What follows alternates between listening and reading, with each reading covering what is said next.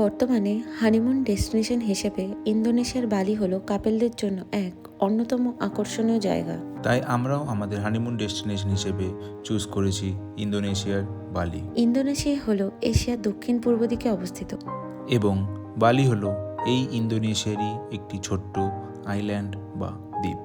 বালি যাওয়ার সমস্ত ডিটেলস যেমন ticket booking, currency exchange, checking, immigration, visa on arrival, custom declaration সমস্ত ডিটেলস আমরা এই ভিডিওতে শেয়ার করতে চলেছি। So please don't skip.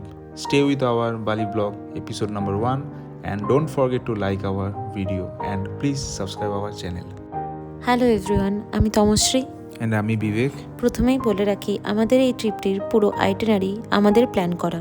আগামী দিনে যারা আমাদের মতোই ডাইরেক্ট কলকাতা টু বালি ট্রাভেল করবেন ভাবছেন তাদের জন্য এই ভিডিওটি খুবই ইনফরমেটিভ হতে চলেছে। আমাদের এই ট্রিপটা আমরা প্ল্যান করেছিলাম 10 দিনের জন্য উইথ ফ্লাইট জার্নি, আর এই ট্রিপটা করেছিলাম ফেব্রুয়ারি মাসে।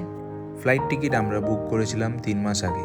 ফ্লাইট টিকিট বুক করতে আমাদের সাহায্য করেছিল স্কাই স্ক্যানারের সাহায্যে আমরা বেস্ট অফারেবল প্রাইস পেয়েছিলাম মেক মাই ট্রিপ থেকে, এবং আমরা ইন্ডিগোর ফ্লাইট চুজ করেছিলাম।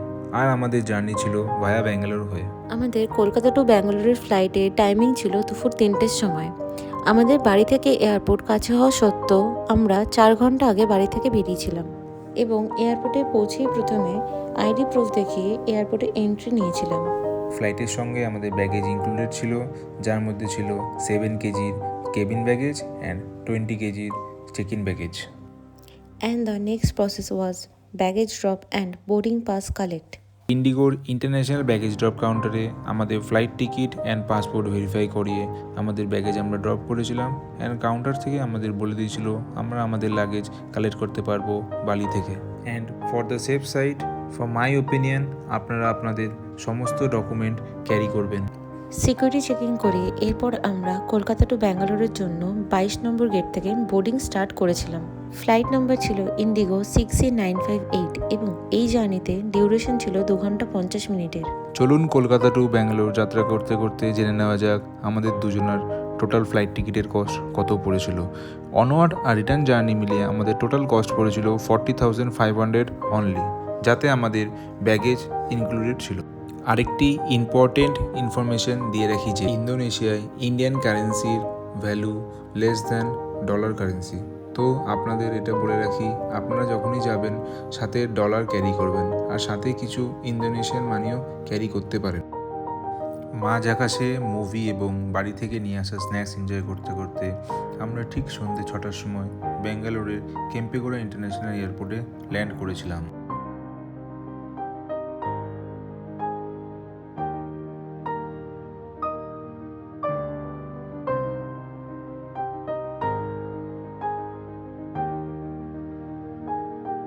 ফ্লাইট ল্যান্ড করার পর ইন্ডিগোর বাস সার্ভিস করে রানওয়ে থেকে এয়ারপোর্টের সৌন্দর্য উপভোগ করতে করতে আমরা টার্মিনাল 1-এ এন্টার করি। ব্যাঙ্গালোর টু বালির জন্য আমাদের নেক্সট ফ্লাইট ছিল টার্মিনাল নাম্বার 2 থেকে। সো আমরা তাড়াতাড়ি টার্মিনাল নাম্বার 1 থেকে বেরিয়ে টার্মিনাল নাম্বার 2 এর দিকে এয়ারপোর্টের ফ্রি বাস শাটল সার্ভিস নিয়েছিলাম, যা ছিল টোটালি ফ্রি অফ কস্ট। এর জন্য আমাদের কোনো এক্সট্রা টিকিট বা কোনো কুপন নিতে হয়নি। টার্মিনাল 1 থেকে 2-তে আসতে বাসে করে টোটাল সময় লেগেছিল 15 মিনিট। এরপর আমরা টার্মিনাল 2 এর ইন্টারন্যাশনাল ডিপার্চারের গেট থেকে সিকিউরিটি চেকিং করিয়ে এয়ারপোর্টের ভেতরে এন্টার করে এরপর আমরা ইন্ডিগোর কাউন্টারের সঙ্গে যোগাযোগ করি। তারা তাদের ট্রাভেল লিস্ট চেক করে আমাদের পাসপোর্টের উপরে স্টিকার লাগিয়ে দিয়েছে। এরপর আমরা ইমিগ্রেশন কাউন্টারের দিকে এগিয়ে যাই, যেখানে আমাদের ডকুমেন্ট হিসেবে শুধু পাসপোর্ট আর বোর্ডিং পাস চেক করেছিল এবং ডিজিটালি ফটো ক্লিক করে আমাদের ইমিগ্রেশন প্রসেস কমপ্লিট হয়। এখানে ফটো বা ভিডিও প্রহিবিটেড থাকার জন্য আমরা কোনো ফটো বা ভিডিও করতে পারিনি। ইমিগ্রেশন প্রসেস সেরকম খুব একটা টাফ ছিল না, এবং আপনারা যারা ইন ফিউচার ট্রাভেল করবেন ইমিগ্রেশন নিয়ে চিন্তা করার কোনো কারণ নেই। ইমিগ্রেশন টোটালি কমপ্লিট হওয়ার পর ইমিগ্রেশন অফিসার পাসপোর্টে একটা স্ট্যাম্প দিয়ে দেন, যেটা কিনা ফ্লাইট বোর্ডিংয়ের সময় চেক করে। লেওভার ছিল আমাদের এখানে 6 থেকে 6.5 ঘন্টার মতন, তাই হাতে সময় থাকার জন্য আমরা ডিউটি ফ্রি এবং পুরো এয়ারপোর্টটাকেই একটু ঘুরে দেখে নিচ্ছিলাম। এখানকার উডেন আর্কিটেকচার যেটা ছিল খুবই আকর্ষণীয় এবং ফটোগ্রাফি ভিডিওগ্রাফির জন্য খুবই অ্যাট্রাকটিভ প্লেস, তাই জন্য আমিও দাঁড়িয়ে কিছুক্ষণ ফটো আর ভিডিও তুলে নিয়েছিলাম। ডিনারটা আমরা উলফ গ্যাং পার্ক কিচেন আর বার থেকে কমপ্লিট করেছিলাম। ডিনারের জন্য আমরা অর্ডার করেছিলাম এখানকার best selling chicken tikka pizza. আমরা নিয়েছিলাম মিডিয়াম সাইজের পিৎজা, যার প্রাইস ছিল 1200 অনলি উইথ ট্যাক্স। প্রাইস অনুযায়ী পিৎজা ছিল খুবই চিজি এবং ডেলিশিয়াস। এবার আসি কেন আমরা ইন্ডিগোর ফ্লাইট চুজ করেছিলাম। First of all, Kolkata to Bali যাওয়ার ম্যাক্সিমাম ফ্লাইটই কুয়ালালামপুর নয়তো সিঙ্গাপুর লেওভার হয়ে, আর এই রুটের ম্যাক্সিমাম ফ্লাইটগুলোই থাকে টার্মিনাল চেঞ্জ করে। আর এই টার্মিনাল চেঞ্জের জন্য আমাদের সেই কান্ট্রির ভিসা থাকা খুবই ম্যান্ডেটরি। আর ভিসা যদি না থাকে তাহলে সেটার জন্য একটা মোটা অঙ্কের ফাইন আমাদের দিতে হতে পারে।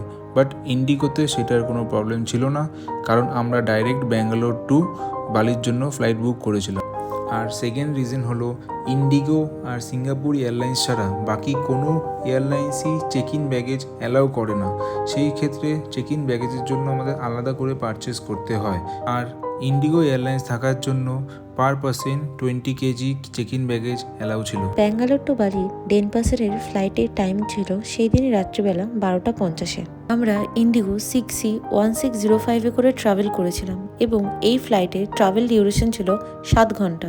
ইন্ডিয়ার টাইমের থেকে বালির টাইম 2 ঘন্টা 30 মিনিট এগিয়ে থাকার কারণে আমাদের ফ্লাইটের টিকিটে ডিটেলস ছিল 9 ঘন্টা 25 মিনিটের। ব্যাঙ্গালোর থেকে ফ্লাইট টেক অফ করার পরে মাঝ আকাশে ব্যাঙ্গালোর শহরটাকে দেখতে লাগছিল অপূর্ব সুন্দর। রাতের অন্ধকারে ভারতবর্ষের মাটি আমরা অনেকক্ষণ আগেই ছেড়ে দিয়েছিলাম এবং ভোরের দিকে অন্য কোনো একটা দেশের উপর দিয়ে যাচ্ছিলাম, যার দৃশ্য ছিল অবিরল সুন্দর।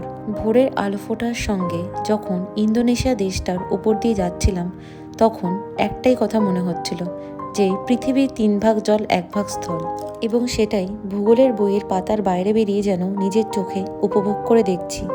এই নীল জলের সৌন্দর্য এর আগে কোনোদিনও দেখিনি, এবং এই সৌন্দর্য সারা রাতের ক্লান্তিটাকে যেন এক নিমিষে দূর করে দিল। ওই দূরের বালি শহর সময় গোনার সাথে সাথে আমাদের যেন হাতছানি দিয়ে ডাকছে। ফ্লাইট শিডিউলের ঠিক 10 মিনিট আগে আমরা বালির মাটিতে ল্যান্ড করেছিলাম। তখন বালির টাইম ছিল 10:05। ডেনপাসের এয়ারপোর্টে নেমেই প্রথমেই আমাদের যেটা মেন কাজ ছিল সেটা হলো লাগেজ কালেক্ট এবং ভিসা অন অ্যারাইভেল। এই ভিসা অন অ্যারাইভেল আমরা ম্যানুয়ালি অ্যাপ্লাই করেছিলাম এবং যার জন্য আমাদের পার হেড করে কস্ট পড়েছিল $35। কাস্টম ডিক্লারেশনের জন্য আমাদের ডকুমেন্টস লেগেছিল বোর্ডিং পাস, পাসপোর্ট আর ভিসা অন অ্যারাইভেলের পেমেন্ট স্লিপ। কাস্টম ডিক্লারেশনে সেরকম কিছুই জিজ্ঞাসা করেনি, শুধু এটুকুই জিজ্ঞাসা করেছিল কী পারপাসে আমরা এই দেশটাতে এসেছি। এয়ারপোর্টের মধ্যে আপনারা অনেক কারেন্সি এক্সচেঞ্জের কাউন্টার দেখতে পারবেন, কিন্তু সেখান থেকে না করাটাই বেটার, কারণ বাইরে আপনারা এর থেকে অনেক ভালো রেটে পেয়ে যাবেন। বালি ব্লগের আপকামিং ভিডিওগুলো খুবই তাড়াতাড়ি আসতে চলেছে। যদি এই ভিডিওটা ভালো লাগে তাহলে প্লিজ চ্যানেলটিকে লাইক, সাবস্ক্রাইব এবং শেয়ার করবেন এবং কমেন্টে জানাবেন কোনো কোয়ারি থাকলে। Thanks for watching.